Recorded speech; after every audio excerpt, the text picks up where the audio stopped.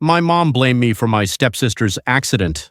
Like, imagine standing in your own living room and your mom is literally screaming in your face that her 10-year-old daughter's broken leg is somehow your fault. That's what happened to me. She was shaking, red in the face, pointing at me like I'd pushed my stepsister in front of that bike myself. And here's the kicker. When it all went down, I didn't even know I was supposed to pick her up. Nobody told me, nobody asked me. Yet my mom, her husband, and half the family suddenly acted like I was this heartless monster who abandoned a child. So yeah, I'm 16, a junior in high school, and I split time between my divorced parents.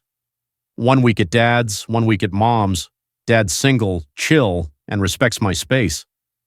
Mom? Not so much. Since she remarried, it's like she turned me into her unpaid Uber driver / babysitter. I mean, it's insane. She'll blow up my phone in the middle of class demanding I answer. Doesn't matter if I'm taking a test, she'll text me things like, pick up milk on the way home or grab the takeout. And lately, it's always about her husband's kid, my stepsister. Walk her home from school. Wait outside her basketball practice. Like, I don't even drive. One time she literally made me stand outside for an hour just to walk this kid home. My teachers noticed. Even my dad told me straight up, "You're not her secretary. Put your phone on silent at school."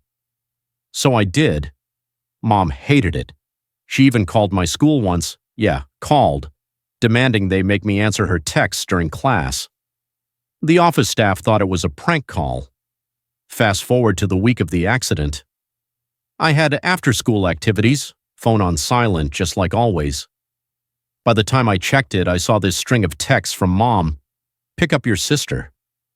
Where are you? Then a missed call, then a voice note.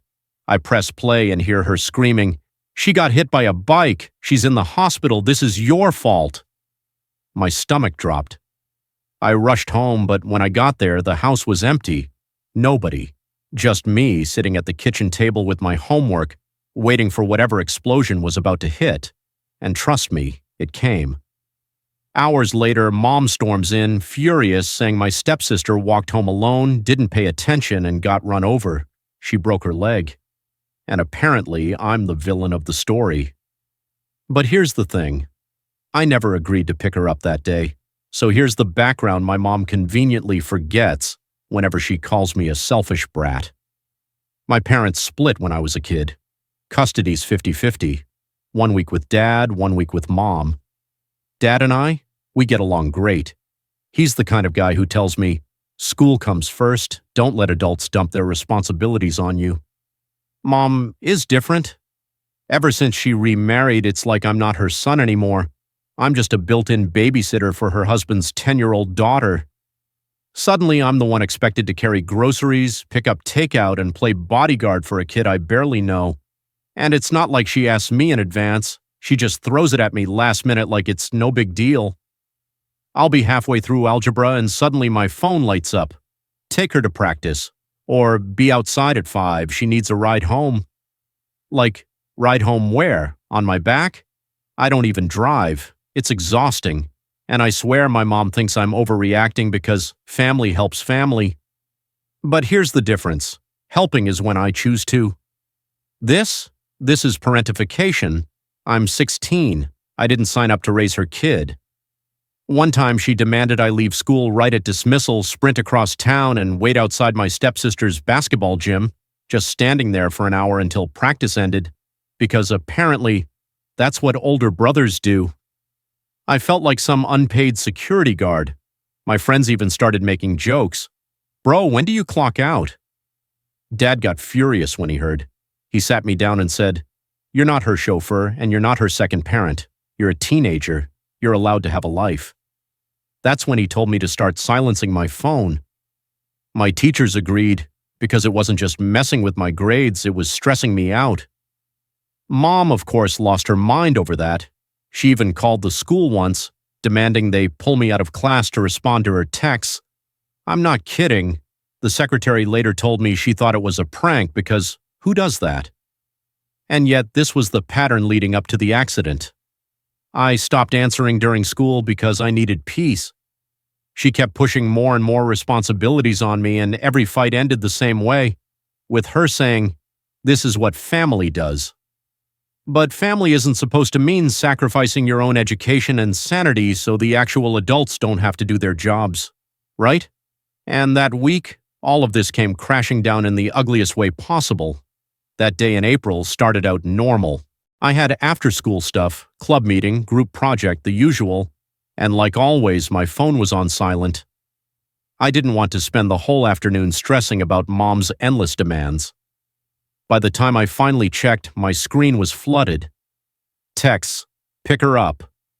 Then, "Where are you?" Then a missed call. Then a voice note.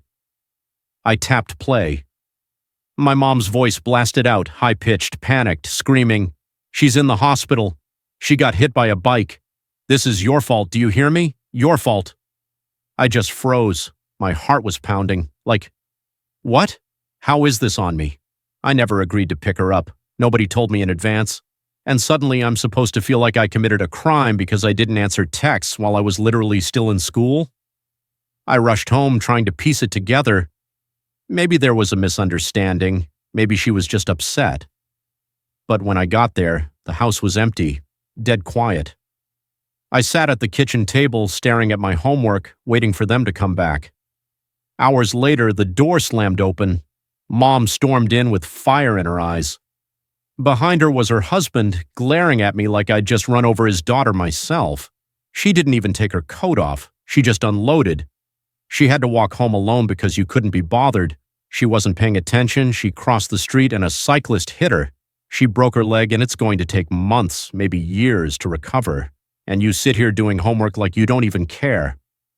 I tried to stay calm. I told her, "It's not my fault. I didn't even know I was supposed to pick her up." That made her explode even more. "Don't you dare defend yourself. You should feel ashamed that your little sister was hurt because of you." And the thing is, I wasn't cold. I felt awful for my stepsister, but guilty. I never agreed to be her third parent. And I knew in that moment that my mom wasn't actually angry at me. She was angry at herself, but blaming me was easier. Because let's be real, why didn't she or her husband pick her up? Why assume I would when I hadn't even answered? Why not plan ahead? But none of that mattered. To them, I was guilty. Period. The next day, the fighting went nuclear. Mom wasn't just angry anymore. She was on a mission to break me down. Every time she looked at me, she'd say things like, "Do you even realize the damage you've caused? Your stepsister may never fully recover, and you're sitting there defending yourself. Disgusting." Her husband was even worse. He just stood behind her, backing her up like her personal hype man. A real brother would have stepped up. He snapped, "You're selfish, plain and simple." That was the moment I called Dad. I was shaking, trying to hold back tears, and I told him everything. Within an hour, he was on the phone with Mom, yelling so loud I could hear him through her speaker. "Are you insane? He's 16. He's not your errand boy, he's not your babysitter, and he sure as hell isn't responsible for your kid's safety." Mom fired back, "You're enabling him. Family should come first. What's more important than helping your little sister?" Dad didn't miss a beat. What's more important? His education? His well-being, his right to be a teenager, that's what's more important. That call ended in screaming, door slams, and silence. But the message was clear. Dad was on my side, and Mom hated it. After that, every conversation at Mom's house turned into a battlefield. She'd accuse me of being cold-hearted. Her husband would pile on, calling me lazy, selfish, ungrateful. And every time I tried to defend myself, it was like pouring gasoline on the fire. What really burned me was when Mom pulled the family card. She stood there, arms crossed, eyes blazing, and said, "Family should always come first. Over school, over your friends, over anything." I couldn't believe it. So basically, her definition of family meant I sacrifice everything while she and her husband do nothing. It wasn't family, it was servitude. And it made me wonder if family really came first, then why wasn't her husband, the actual father, taking responsibility? Why was it always dumped on me, the one person who never agreed to it? But asking those questions out loud, that just made her scream louder. At that point, I realized something brutal. In my mom's house, I'd always be the scapegoat, no matter what. After the accident, every week at Mom's house felt like walking into enemy territory. It didn't matter what I did, homework, chores, even just breathing in the same room. She'd glare at me like I was the reason her daughter was limping around on crutches. Her husband wasn't subtle either. He'd mutter things under his breath like, "Some people don't deserve siblings," or pathetic excuse for a brother. It was constant, exhausting, and honestly, crushing. I told Dad I wanted to live with him full time. He supported me, even got his lawyer involved. But when we went back to court, the judge looked me in the eye and basically said, "Both parents are fit. You're 16. You don't get to decide." Just like that. 50-50 custody stays until I turn 18. Even after hearing about Mom texting me during school, calling the office to make me answer, the judge still didn't care. It felt hopeless. Like I was trapped in this toxic house half my life, surrounded by people who refused to take responsibility and instead dumped it all on me. At school, I finally opened up to a teacher. She said what everyone online has been saying: this is parentification. I'm being forced to act like a third parent instead of just a kid. She even said, if your mom and her husband can't care for their child, that's neglect, not your burden. Some friends told me I should call CPS. At first, that sounded extreme, but the more I thought about it, the more it made sense. My stepsister's accident happened because the adults didn't plan. They assumed I'd handle it without confirmation, without even a response, and when it blew up, they pinned it on me. That's not just unfair, it's dangerous. And honestly, I worry about my stepsister too. She's 10. She deserves parents who actually show up for her, not ones who push the responsibility onto a teenager. If CPS got involved, maybe it would protect both of us. But deep down, I know the reality. If I push back, if I stop playing along, life at Mom's house is going to get even uglier, and I can already feel her husband waiting for the chance to kick me while I'm down. So the question is, do I keep my head down for 2 more years until I'm 18, or do I risk blowing everything up now? It's been months since the accident and nothing has really changed. My stepsister's still recovering. She's got one leg in a cast, the other with lingering damage that might last her whole life. And every time she struggles, my mom's eyes flick right back to me like it's a reminder that I'm the villain. She'll throw it in my face during dinner. "You still don't feel guilty? Not even a little?" And I'll say the same thing every time. I didn't agree to pick her up. It wasn't my responsibility. Which, of course, makes her explode all over again. Her husband loves to pile on. "You're heartless. If you actually cared about family, you wouldn't make excuses." Funny how family only seems to apply when it's about me sacrificing something, not when it comes to him doing his own job as a dad. Even my stepsister.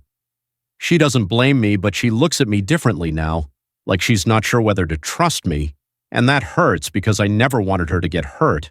I just didn't want to be her third parent. At Dad's house, it's the complete opposite. He tells me over and over, "This isn't on you. Don't let them rewrite the story to make you the bad guy."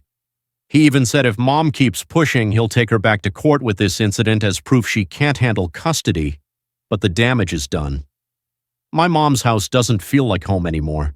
It feels like a courtroom where I'm constantly on trial, guilty until proven innocent. Here's the thing though, I don't feel guilty. I feel sorry that my stepsister got hurt, but guilty. I wasn't the one who left her stranded.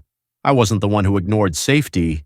I wasn't the one who decided that a last-minute text was a parenting plan. Still, every fight ends the same way. Mom calling me heartless, selfish, a monster. And I lie awake at night wondering, maybe I am being too cold. Maybe I should have just taken the blame, even if it wasn't fair, just to keep the peace. But then again, isn't that exactly what she wants? For me to roll over, accept fault, and keep being her free babysitter? So tell me, what would you do? Would you cut contact with your mom and her husband after this? Or would you swallow the blame just to keep the peace until you turn 18? Because honestly, I don't know how much longer I can keep living like this.